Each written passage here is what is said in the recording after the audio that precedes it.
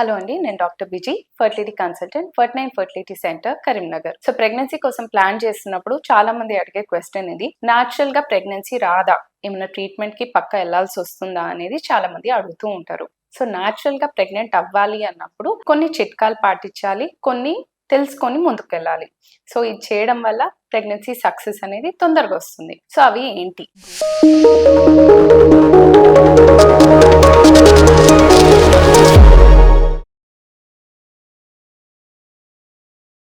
First ఎప్పుడు కలవాలి? So fertile window అనేది మనకు తెలియాలి. ఆ ఫర్టైల్ డేస్ ఎట్లా తెలుస్తుంది అంటే, అండం విడుదల అయ్యే సమయంలో కలిస్తే ప్రెగ్నెన్సీ వస్తుంది. అండం విడుదల అయ్యేది మనకి ఎట్లా తెలుస్తుంది? సో రెగ్యులర్ సైకిల్స్ ఉన్న వాళ్ళకి ఒక 28 to 30 డేస్ అనేది మీకు సైకిల్ అయితే 10 to 16th డే వరకు మీకు అండం విడుదల అనేది జరుగుతుంది. సో ఈ 10th to 16th డే మీరు రెగ్యులర్ గా కలిసి ఉంటే ప్రెగ్నెన్సీ అనేది వచ్చేస్తుంది. ఈ డేస్ అనేది తెలియడానికి కొన్ని సంకేతాలు, అంటే కింద తడి అనిపించడము, లేకపోతే కలవాలని కోరిక రావడము, బేసల్ బాడీ టెంపరేచర్ ఎక్కువ అవ్వడము, లేదా LH కిట్స్ అని దొరుకుతున్నాయి. సేమ్ ప్రెగ్నెన్సీ కిట్ లాగా LH కిట్ అనేది ఉంటుంది. అందులో యూరిన్ టెస్ట్ చేసుకుంటూ ఉండి పాజిటివ్ వచ్చిన ఒక 1-2 days కి అండం విడుదల అవుతుంది. సో ఇవన్నీ పాటిస్తే ఫర్టైల్ డే ఏదని తెలుసుకొని ఆ టైంలో కలిసి ఉంటే న్యాచురల్ గా ప్రెగ్నెన్సీ వస్తుంది. రెండోది లైఫ్ స్టైల్. సో మగవాళ్ళు కానీ ఆడవాళ్ళు కానీ లైఫ్ స్టైల్లో కొన్ని చేంజెస్ చేసుకుంటే ఎప్పటికీ మంచిది. ఫస్ట్ స్లీప్ కరెక్ట్ ఉండేటట్టు చూడండి. ఒకవేళ irregular sleep pattern, late night పడుకోవడము అట్లా అలవాటు ఉంటే రెగ్యులర్గా స్లీప్ ఉండేటట్టు చూడండి. 6 to 8 hours ఆఫ్ స్లీప్ ఉండేటట్టు చూడండి. హైడ్రేషన్, వాటర్ కరెక్ట్గా తీసుకునేటట్టు చూడండి. So daily 2 to 3 liters of water తీసుకునేటట్టు చూడండి. Diet, so refined sugar, refined flour ఇట్లాంటివి యూజ్ చేయకుండా ఉండండి. జంక్ ఫుడ్ కి దూరంగా ఉండండి. హెల్దీ గ్రీన్స్ తీసుకోండి, ప్రోటీన్ రిచ్ ఫుడ్ తీసుకోండి.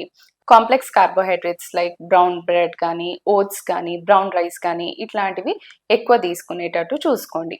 నట్స్ ఎక్కువ తీసుకోండి. పంకిన్ సీడ్స్, ఫ్లాక్స్ సీడ్స్ ఇట్లాంటివి డైట్లో ఎక్కువ ఇంక్లూడ్ చేసుకుంటూ ఉండండి. Avoid alcohol, avoid smoking. అలాగే డ్రగ్స్, ఏమైనా రిక్రియేషనల్ డ్రగ్స్ అట్లాంటివి అలవాటు ఉంటే ఇద్దరు అవాయిడ్ చేసుకోవాలి. అలాగే ఎక్సర్సైజ్ అనేది మైల్డ్ టు మోడరేట్ ఉండాలి. సో బాడీ బిల్డింగ్ లాంటివి చేయకూడదు, హై ఇంటెన్సిటీ ఎక్సర్సైజెస్ చేయకూడదు. దెన్ కమింగ్ టు లైఫ్ స్టైల్లో చేంజెస్ ఇన్ ద వేర్, అంటే మీరు వేసుకునే బట్టల్లో ఏమైనా చేంజెస్ చేయాలా? డెఫినెట్లీ టైట్ ఫిట్టింగ్ డ్రెస్సెస్ అనేది వేసుకోకూడదు. మగవాళ్ళైనా ఆడవాళ్ళైనా లెగ్గింగ్స్ అనేది కొంచెం అవాయిడ్ చేయండి. మగవాళ్ళు కూడా కాటన్ ఇన్నర్ వేర్ కొంచెం లూజ్ ఫిట్టింగ్వి వేసుకోవాలి. ఒకవేళ ల్యాప్టాప్ ఒడి మీద పెట్టుకునే అలవాటు ఉంటే మగవాళ్ళు అది అవాయిడ్ చేసుకుంటే బెటర్. అలాగే హాట్ సోనా బాత్స్ కానీ, హాట్ టబ్స్ అట్లాంటివి ఏమైనా ఉంటే అవి కూడా అవాయిడ్ చేసుకుంటే మగవాళ్ళలో మంచిది. సో మెడికల్ హెల్ప్ అనేది ఎప్పుడు తీసుకోవాలి?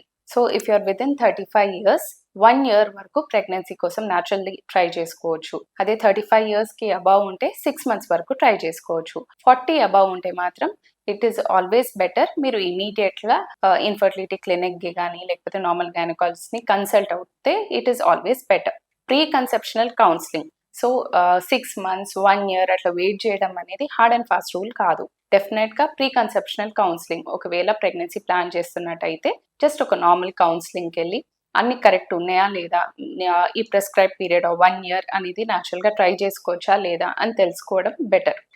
చిన్న like thyroid hormone changes, prolactin changes ఇట్లా చిన్న మార్పులు చేసుకున్న ప్రెగ్నెన్సీ అనేది తొందర అందుతుంది.